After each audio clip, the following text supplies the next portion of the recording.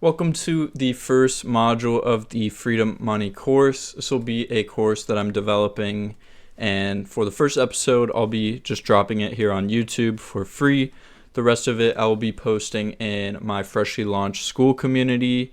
Go check that out in the description. I'll leave a link there. First module, we will be talking about the Fiat disease and its symptoms. So points that I think are most important to drive home when understanding Bitcoin and its role as a monetary network, not as a speculative investment. So let's first talk about money and what money is. So money, at its simplest definition, I like to understand it as a store of your work and your time, right? It's the way you store your work and time in the future. And so why money was invented, I like this graphic here. Basically, the reason we need money as a society is because bartering doesn't work at scale. We can't be a large functioning human society with so many different people if we don't have money to be an abstraction of our time and energy. Bartering is cool if you live in a tribe. From this example here, we have one guy who has cows and the bartender here. So obviously he's trying to barter his cow for a drink, which seems ridiculous, but this is why we have money, because we can't just exchange goods and services with each other. We need a middleman because the bartender might not really need a cow. He might want some other kind of payment for the good that he's offering. So that's why we have money in a nutshell. What makes money money? What makes sound money? First off, we have durability, and there's a graphic here with the comparisons between gold, Bitcoin, and fiat money. Durability, basically the money has to last over time. Divisibility, the money has to be able to be split into different pieces.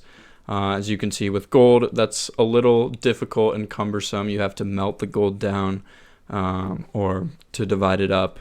With Bitcoin is infinitely divisible. We divide Bitcoin into Satoshis, which is 100 million smaller pieces of a Bitcoin, but they could even be broken down further than that if we needed to. Fiat currency, obviously we have dollars and cents.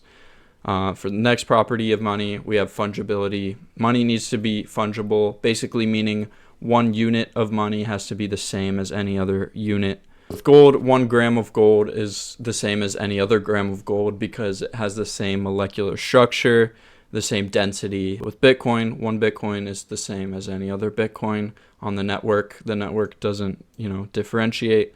Portability. With gold, that's a little tough. Gold has a high value to weight ratio, but compared to the others is still heavy and cumbersome to transport. With Bitcoin, you can travel anywhere in the world with your Bitcoin, basically in your head. In theory, if you just memorize recovery phrase. And verifiability, you have to be able to verify the authenticity. This here says both gold and fiat currency have been counterfeited. I would argue that fiat currency, especially with so many online payment rails, is tough to counterfeit, but it's still possible. But with Bitcoin, you can verify the authenticity of any Bitcoin. You can run a Bitcoin node in your home and download a copy of the Bitcoin ledger and have a full history of every transaction that's ever occurred on Bitcoin, and you can use that to verify any Bitcoin. Scarcity, we know fiat currency is not scarce at all. It's printed out of thin air. Gold is somewhat scarce, but the supply is unknown. So gold and Bitcoin both have a plus for scarcity here, but I also have a chart here showing the supply of gold versus the supply of Bitcoin. Obviously, we can see the Bitcoin supply trending towards 21 million, which is the max supply, versus the supply of gold. We still don't know exactly how much gold there is, so it's still not as good of a store of value as Bitcoin for that reason. Let's talk about fiat money and its economic impact. I believe the effects of fiat currency seep into every aspect of day-to-day life. I'll be showing a lot of examples from one of my favorite websites right here, which is WTFhappened1971.com. This website just shows a bunch of different graphs kind of showing different trend lines since the dollar left the gold standard in 1971. If you're new here, you might be wondering what did happen in 1971. That is when Richard Nixon took the dollar off of the gold standard, and we started to have a currency backed by absolutely nothing. So this is a cool website if you just want to go see some of these trends. It is pretty eye-opening to see how life has been impacted since we've had a fiat currency, and it is pretty troubling to see all these trends. We'll go through some specific examples, but this is a great website to check out if you have time. So let's go through. I put together some symptoms of fiat disease and how they seep into day-to-day life. We'll start with economic symptoms, and then we'll go to more societal symptoms as well. So the first symptom is having a higher preference for consumption rather than saving. So we can see from this graph, since 1971 through the great financial crisis, savings have been on a downward trend because money constantly loses value. Saving in that currency feels like a punishment. Why save in the dollar if you know it's going to be worth less tomorrow, right? Why not spend your dollars while you can, spend them while they still have their maximum purchasing power? That's the first. Then you see wages stagnate and prices inflate. Here we have a graph of home value change versus income change. Home values have gone skyrocketing. We know this. The Cantillon effect rewards the already wealthy.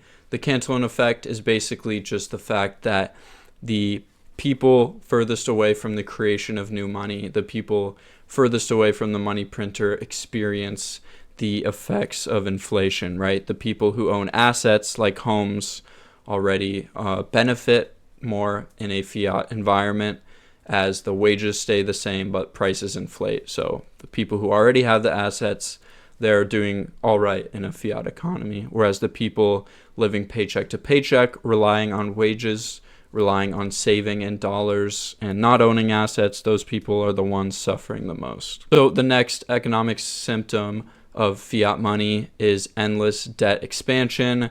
Governments, corporations, and individuals all depend on credit. Also, one more thing I should have mentioned is the meaning of the word fiat. You might be wondering what fiat actually means. From my understanding, fiat is basically a Latin word, basically meaning let it be done. So with the dollar, the Federal Reserve says let it be done, and more dollars exist, right? It didn't require any effort, any energy, any sacrifice to create those dollars. They were just printed out of nothing, and then they flood the system and devalue your savings. Let's move on to the debt expansion. Governments, corporations, and individuals all depend on credit. We know that the national debt of the U.S. is climbing rapidly. This is always a great site to revisit if you need a reminder for how massive the national debt is. There's a lot of numbers here that I haven't looked at this in a while, and I'm a little overwhelmed by all the numbers, but it is cool to explore and see how our country really runs on debt. Here's another just crazy visual graphic visualizing the debt. And, as you can see from 1971, clearly a big divergence, and that's when the trend started to really take off. And when you have a fiat economy, you need to devalue the debt and you need to keep printing the money, right? That's the only way the economy can sustain itself, and the only way the U.S. can survive is by continuing to devalue the debt. Another symptom is the financialization of everything. When the money loses its status as a store of value, like we said, one of the most important features of money is scarcity and its store of value aspect. When the dollar fails as a store of value and other fiat currencies, instead of building, people trade, and instead of saving, they speculate. You can see this in today's society with things like Robinhood, which should be a financial institution. They're now getting into sports and prediction markets. Like I said, instead of saving, they speculate, right? Why save in dollars? You're just getting punished for saving in dollars. So you might as well, take a chance and bet on some sports. Again, you see things like DoorDash and Klarna, which is basically a service that allows people to finance their DoorDash, make payments over time, which is just another one of those symptoms of fiat money. the over-financialization of every aspect of. Next, we have broken price signals. No one can really tell what anything costs or is worth. I just picked one example that has seemed prevalent to me. This is just the price chart of a box of Pokemon cards. It's an Evolving Skies booster box. Again, Pokemon's very popular. I'm not saying this is all that there is. People love Pokemon, and this is a popular set. So it's not the only factor in play here, but I think it looks like everything is in a bubble, from Pokemon to housing to the stock market. Everything is just going up massively in price. And the reason is because the dollar, again, fails as a store of value. So when the people can't store their value in the currency, they look for other places to store their value and speculate. And the problem is when we're speculating on things that we don't really know the true value of, right? It just continues to go up and up and up, and it's in this kind of price discovery mode, but no one really knows what this box is truly worth. No one knows what housing is truly worth. Homes aren't really getting that much more valuable. The money is just getting weaker, and people need assets to park their value, like we talked about earlier. So the prices just look inflated, and we don't really know what these things are worth. Then we have money printing as the default solution. I think we've been gaslit for so long into thinking that inflation is growth in the economy, and that doesn't really have to be true. We've been told that our whole lives, that you have to expand the supply of money to keep the economy running, which is true to a sense, but we don't need fiat money. Inflation doesn't help anyone, especially the people working for the currency. So it's devaluation of the dollar disguised as growth. We'll go more in depth into how Bitcoin solves this, but for now, just know that money printing is pitched as the solution in a fiat economy. Let's go more into societal symptoms of this fiat disease. People living paycheck to paycheck, even good jobs don't create security anymore because the currency itself leaks value faster than you can earn it. You can't save your way ahead, so everyone runs faster on the same treadmill. Parents can't afford to have one stay at home. Families break under financial stress. So here we can see, again, this website is crazy, the 1971 website, but there's a clear divergence here in divorce rates. Families suffer with this financial stress when you have to have both parents working just to have a normal life with children. Then that really creates a lot of issues in the home, and we can see that here clearly with divorce rates. Next up, we have fiat food with cheap calories and expensive health. Processed food is engineered to be addictive and cheap, perfect for people who need to stretch a paycheck. Fresh, local food becomes a luxury item. Then you get sick, and the same fiat incentives push pills, not prevention. You can't afford to be healthy in a system that profits from you being sick. Here we have, again, the trend in obesity. It was pretty stagnant, from 1960 to 1971. And then since that point, it's just slowly increased. And this is in people aged 2 to 19 years old. And then again, we have the global production of vegetable oil, another thing that has increased rapidly and has led to the lower quality of a lot of our foods. If you just go to the grocery store, so many things just have seed oils because it's just cheaper to create. And there's a premium on products that don't have these cheap to manufacture oils in them. Next, we have attention sold to the highest bidder. Social media rewards outrage and distraction because that's what keeps you scrolling and buying. Everyone becomes both the product and the advertisement. The more meaningless the content is, the more profitable it is. Fiat mindset turns even human connection into a monetized feed. Meaningless work, rising burnout. Most people don't build real things anymore. They move data, manage systems, or chase metrics. You can't find meaning when your job exists just to keep a debt-based system afloat. The result is burnout and quiet despair. People work more hours than ever, but still feel less fulfilled.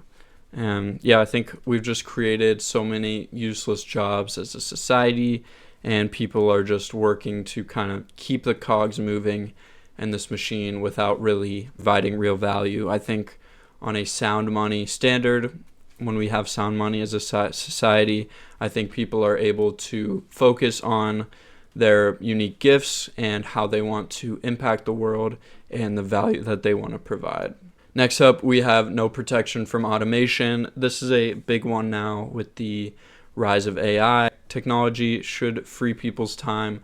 Under Fiat, it just makes companies richer. Workers aren't rewarded for rising productivity, they're replaced by it. Instead of asking why doesn't money reflect real value creation anymore, people beg governments to redistribute printed money as UBI or subsidies. But if the money itself is broken, redistribution just spreads the disease further. And I think this is obviously an interesting talking point right now with the rise of AI. And I don't blame people for wanting things like UBI in a fiat system, right? If you're going to print the money out of thin air, why not just distribute it to the people? But I think people fall into the trap of thinking like this and thinking about the redistribution of money rather than questioning the money itself and why the money is broken and if there's any more sound types of money out there. I've talked about this in videos, but I think the reason AI automation is so scary is because we know that the rise of automation isn't going to bring lower prices because, like I said, we've been fed this lie that inflation is good for you. It keeps the economy running. We need a sound money that will mean that prices will stay stable or even go down because the cost of producing things is also going down. We're becoming a more productive society, a more automated society. So in theory, prices should come down as a result, but they're not because of fiat money. Next up, mental and spiritual fatigue. People are more anxious, overstimulated, and disoriented than ever. When the value of money and truth constantly shifts, your nervous system never feels safe. Fiat keeps people in survival mode. You can't plan, you can't rest, and you can't dream. Bitcoin gives that safety back through predictability and time preference. When you save in a currency that's printed at will, then you have events like COVID where a ton of money was printed to the tune of trillions of dollars, and that affects your ability to save, right? Because more money was created, devaluing your money, right? They distributed that money to people, but that doesn't really make up for the fact that they devalued the money itself in the process. When money lies, everything that depends on it, health, work, food, education, starts to lie too. Fiat breaks the link between effort and rewards, between truth and value. The cure to this disease begins with honesty, a money that is built on truth, fair rules that we all agree upon. The cure begins with Bitcoin. So that was the conclusion of the fiat portion of this Freedom Money course. Next, we will go into Bitcoin and how Bitcoin aims to solve the fiat disease issues that we talked about here. So yeah, if you enjoyed, let me know, and I will see you in the next one.